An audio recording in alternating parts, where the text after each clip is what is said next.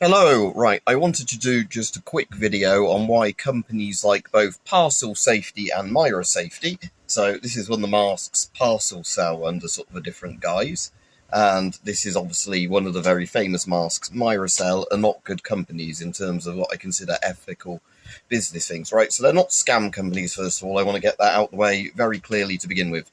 The companies that sells these sort of masks, Mira and that, they're not scams. What they're doing is a practice known as white labeling, but it's probably what's known as unethical white labeling. So what that is basically where you get a product and you rebrand it.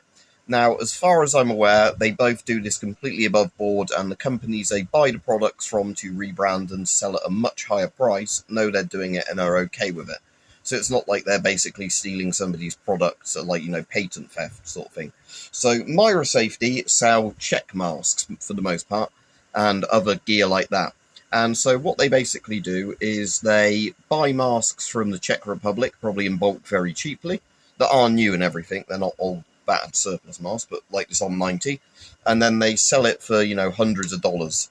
And Parcel Safety do the same thing with, I assume this is a Chinese mask originally, but bear in mind, this was being white labelled in the UK by a company called Port West, and they sold this particular mask for about £40. So if they are managing to white label this same mask and resell it for £40, Parcel Safety doing it for about $200 is a rip-off. So what you have to be very careful, because Myra do this with Geiger counters as well, where I had a look. They have a Geiger counter that's nearly $200, which has less functions than some of the $20, $30 ones on AliExpress. In terms of radiation range and everything, it's certainly nowhere near as good as a GQ GMC 800 or 300 or whatever. So basically, if you're looking for gas masks online, know that basically there are some companies like Avon that probably don't even sell directly to the public for the most part, but they make very high-end stuff, and there's other companies like Avon. And then there's obviously companies in China and wherever else that sell sort of very cheap generic masks that I've reviewed. Some of them are all right.